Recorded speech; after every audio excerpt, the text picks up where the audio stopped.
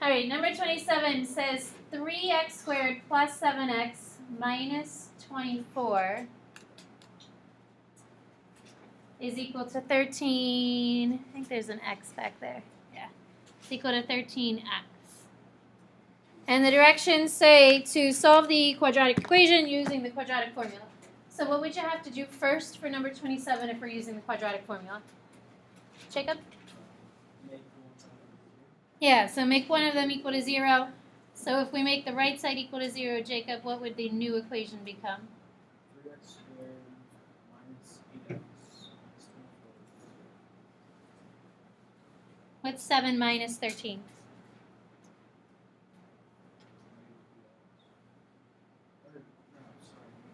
There you go, 6x. All right, so set it equal to 0, and then what do you do?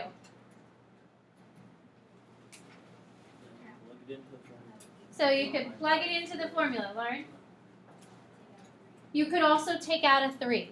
So either way, you're going to get the same answer. But you could plug it into the formula, or you could take a 3 out because everything is divisible by 3. So that's kind of like what I was saying for number 69. So just to show you, if we divide each side by 3, Lauren, if I divide the left side by 3, what do you get? You get r squared minus 30x. Wait, hold on. Two. Yeah. Yeah. We're all offered. And then 24 divided by 3, Lauren, is? Sorry. 8. And then on the other side, because I divided the right or the left by 3, you also have to divide the right by 3. And 0 divided by 3 is still 0. So Aaron, if we plug this into the formula, Negative 2, like negative parentheses negative so change it to a positive 2. 2. Because I didn't so 2, negative 2. Squared minus 4 times, 1 and then good. And then all divided by 2 times 1. So if you didn't pull out a 3, you should still get the same answer. Your numbers are going to be bigger at first. You'll have to reduce, and after you reduce, you'll get the same exact answer. So we have a 2, and then underneath, the negative 2 squared is 4, and this back here becomes a positive 32. So 4 and 32 make 36, and then we would divide that by 2. 2 times 1 is 2. So the square root of 36 is 6. So I end up with 2 plus or minus 6 divided by 2. So when you're combining these together, you're taking the top part first. 2 plus 6 is 8. Divided by 2 gives us a value of 4. And then doing the minus part, 2 minus 6 is negative 4. Negative 4 divided by 2 is negative 2. So Aaron, your numbers are probably bigger, but you should have still gotten the same answers. And if you didn't pull a 3 out, your numbers are just bigger to begin with, but when you end up dividing, you get the same exact answer. Questions?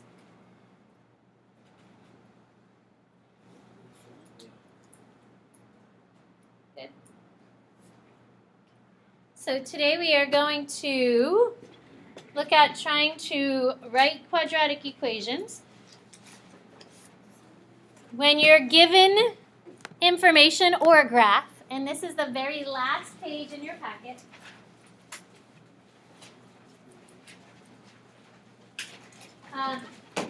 the makeup quiz or test for the chapter 4.1 and 4.4 test. If you've done it, you've completed it already, your test should be graded and the results, the change is updated in PowerSchool. It needs to be complete by the end of the day tomorrow, like 2:35-ish. I plan on leaving somewhere around that time. So if you still want to do that, feel free to come in anytime tomorrow, stay after school today. But after the break, I won't be accepting any other makeup tests. So if you want to come in and make it up, make sure you have your test with you, your test corrections with you. You get 4 points for the test corrections, and then you'll just redo the problems that you missed. So you might redo like 4 problems if you missed 4 problems, and then I'll grade those 4 and then translate your grade with your last test. So make sure that's done by tomorrow if you want to do that at the end of the day tomorrow. All right, so section 410, the last section with the quadratics that we're talking about. Notice with this first question here, we have a graph, and the graph already has the information on it that we would have found in the first 2 sections of the chapter. So we started the chapter out with graphing. You were given an equation, you found the axis of symmetry, you found the vertex, you found a y-intercept, we might have found x-intercepts, we found a couple other points on the graph. We did all that information, we plotted the information, and then you got a graph. So now, essentially, we're doing the exact opposite, where this is your graph. It has a vertex and a y-intercept labeled on there, and our goal is to come up with the equation that matches the graph. So instead of giving the equation and breaking it down and finding the information, you now have the information. Can we come up with the equation? So the first thing I want you to think about is, what does vertex form look like? Because this one's telling you that our goal is to write it in vertex form. So what does vertex form look like? Aaron? X, y equals a parentheses x plus h. How about minus h? Minus h, k. We're missing one little thing. Square. Square. There we go. All right, so see if you can decide how to use the information they give you and that equation to come up with an equation to represent that graph. So essentially, the a, the h, the k, that needs to be numbers. Y and x must stay in the equation because an equation has to have a y and an x in it. See if you can try and use that information to come up with an equation to represent that graph.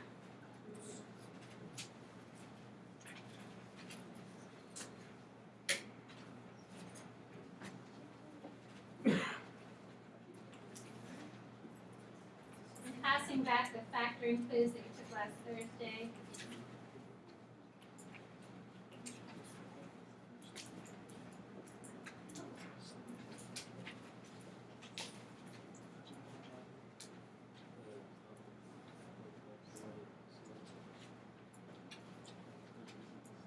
Jacob.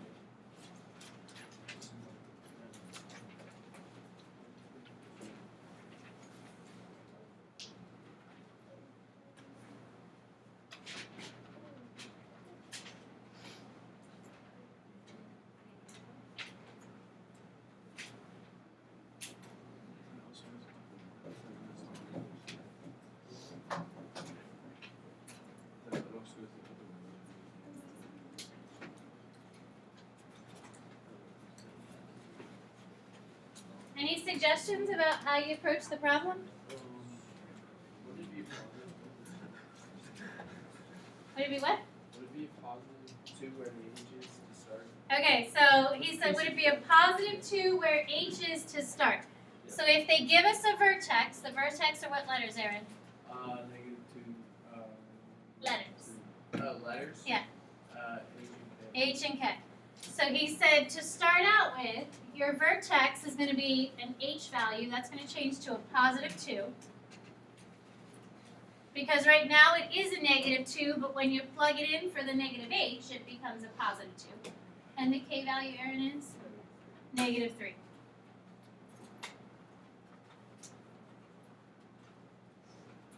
So we took the vertex, you can plug it in. Now by looking at the problem, you can see the vertex is -2, -3, which matches what we have there. But how do you get A? Alex? You plug in the other And in for what letters? y. Yeah, so the point that they give you, 0, 5, if it's just a random point on the graph, that random point would be any x, y value in your equation. And it could work for any point, so we don't just have to use 0, 5. We could pick a different point and try and plug that in. But any point on the graph represents an ordered pair, which is an x and a y. So if y is in the problem, we can take it out and replace it with 5. A is the number we're trying to find. That's not your slope because it's not a line, but it's the steepness of your curve. So we're going to try and find that steepness. X is 0. And then we have the rest of the problem. So taking the ordered pair, 0, 5, that's an x and a y. Plugging the y in, 5, the x in of 0. And now we need to simplify it because this is now an equation that we're solving for A. We've got one variable left. We replaced all the other variables. So Alex, if we look at this squared term first, 2 squared is 4. That's with A.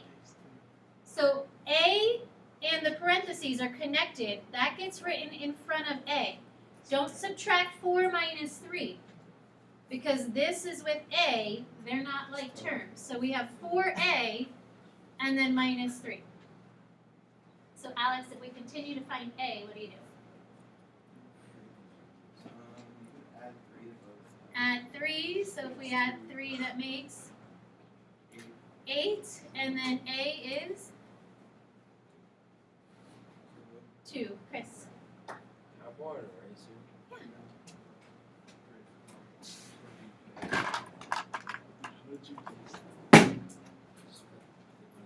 Is it a? Never mind. No.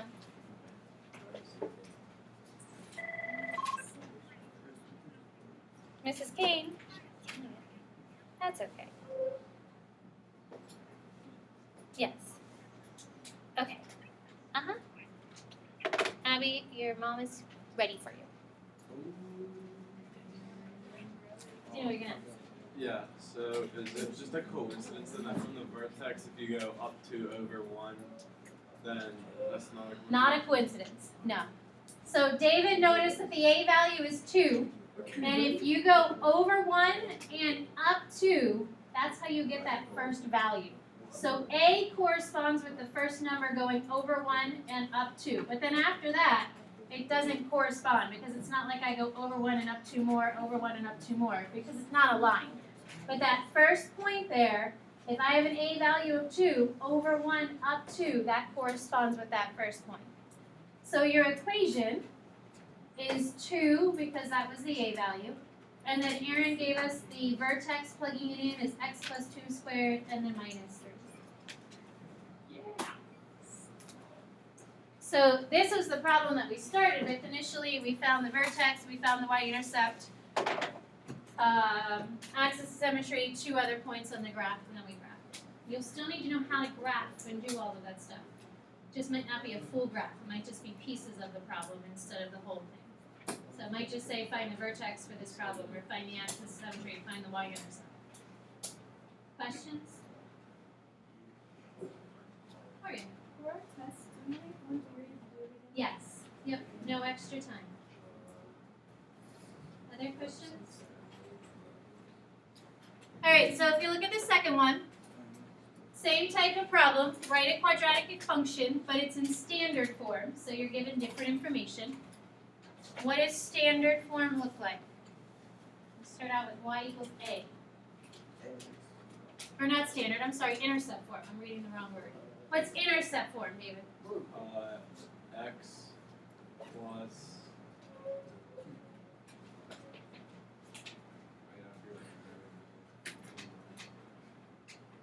Jacob? I think it's x minus p and x minus p. Right, x minus p, x minus q. What are the p and the q in this problem then, Jacob? The They X. would be 0. Not the 0. Just the -3. So the x-intercepts are the p and the q. So the q and the p value, it doesn't matter which you label. One is p, the other one is q. but you're not using the y value of 0. So see if you can plug these in. Try and find the equation in intercept form.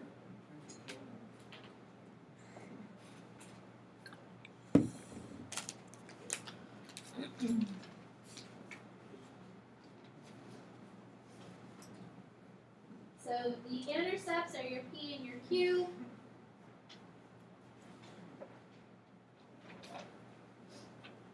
How do you use that other information? It doesn't matter. It does not matter which is which, no. Because with multiplication, you can multiply in any order.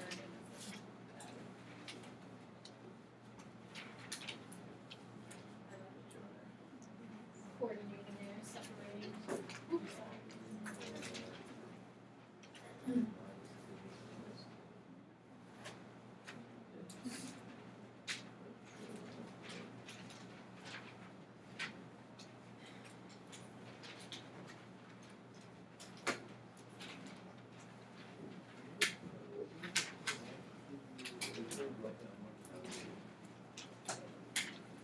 It's weird.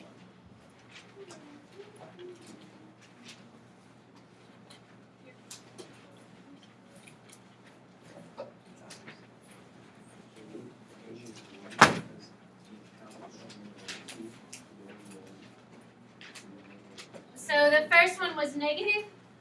It becomes positive 3. The second one is positive 2, so when you plug it in, it's x minus 2. What else do you have to do? Plug in that other. Yeah, we need to plug in the other point because our goal is to find a. So negative 4 is y. We don't know a.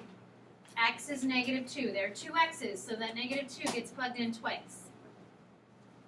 So you take the p and the q, you plug those in, and then you plug in the x and the y. Alex. It's like only 1 to the right. Negative 3 is 0. So couldn't you just make it negative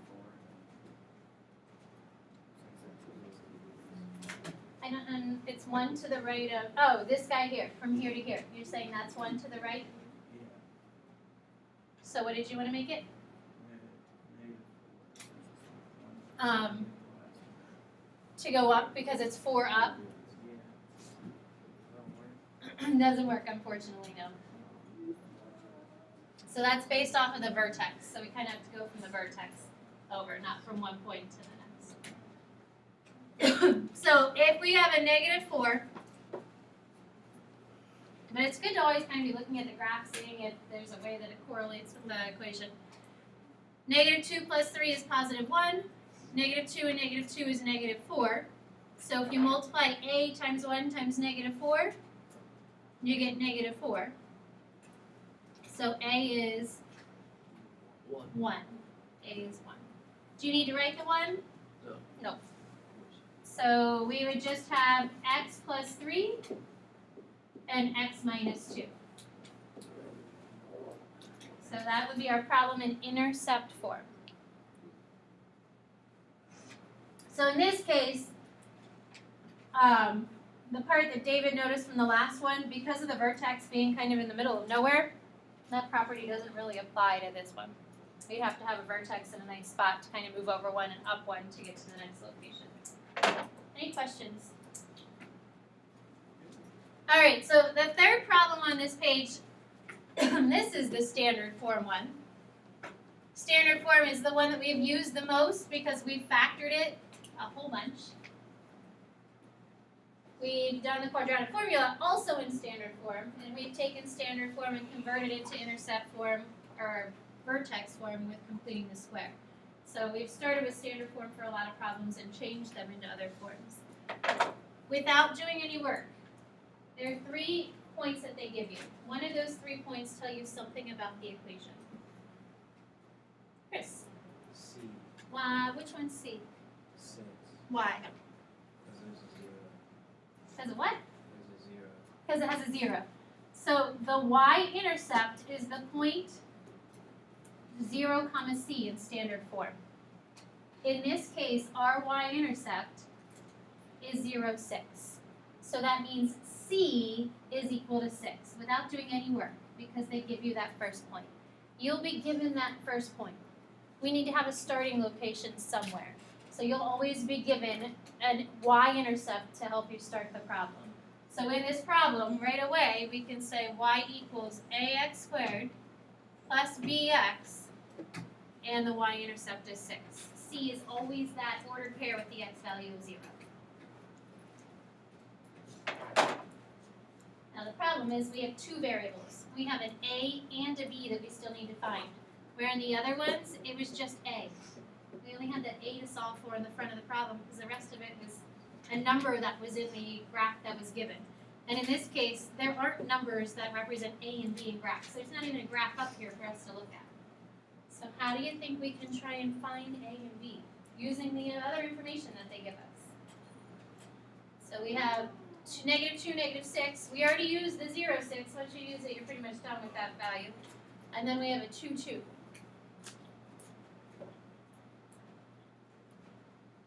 What are the ordered pairs, Chris? Yes. Use the quadratic. Oh, that would be no.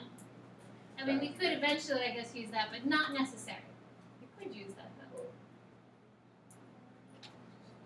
Amanda? We could find the line of symmetry, trying to see where those 3 points are graphically to see if we can find the middle of them. What does an ordered pair represent? What letters do the ordered pair represent in the problem? X and Y. Hey, I'll take that W. So if that represents X and Y, and in the previous two problems, we took a point and we plugged it in for X and Y, let's see if that works. So if we have -2 and -6, that's our ordered pair. Let's plug it in to see what it does for the problem. So Y is -6.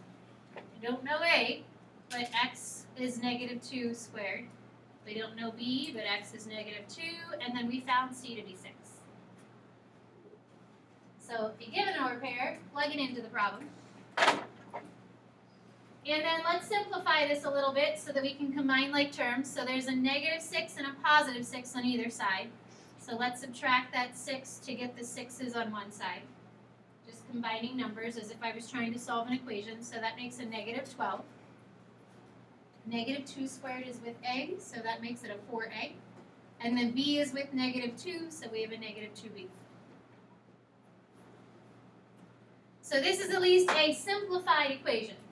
I mean, it still has an A and a B in it, but we took an ordered pair, we plugged it in, and this is what we have left.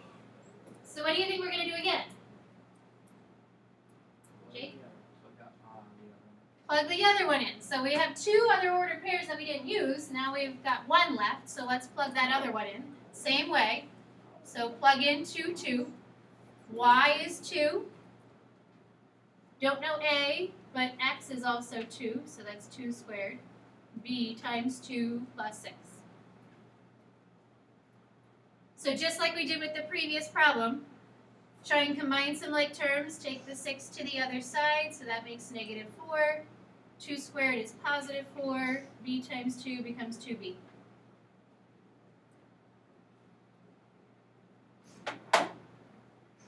So now we have two variables that we don't know, but we have two equations to represent those two variables. If we stack those equations on top of each other, so we have -12, 4A, 2B. -4, 4A plus 2B. So this uses pretty much everything that we've done, a lot of the stuff that we've done. How would you solve this equation, Zach? Yeah, you can use elimination. What variable would we be eliminating? B. The B, because you have a negative and a positive of that variable. So elimination says that they would cancel out, and what is it then left with, Zach? 8A. Yeah, you're left with 8A equals negative. Wait.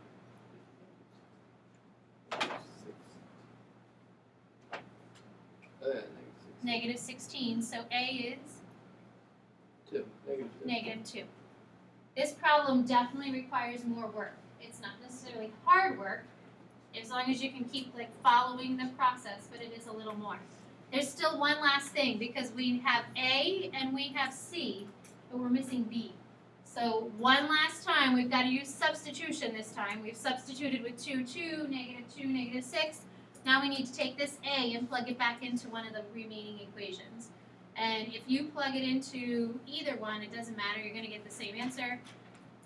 I plugged it into the negative 4 because it was a smaller number. Bless you.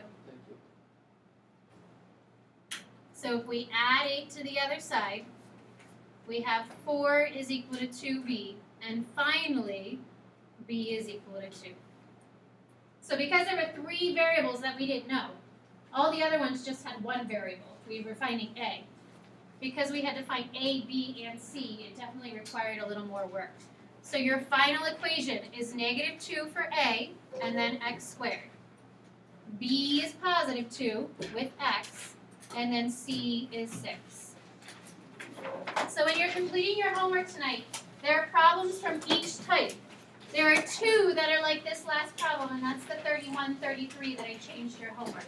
You might need to refer to this page here to kind of remind yourself, what did we do, what steps did we take to get there. The other groups of the vertex and intercept forms should be pretty easy, straightforward. Where did you go?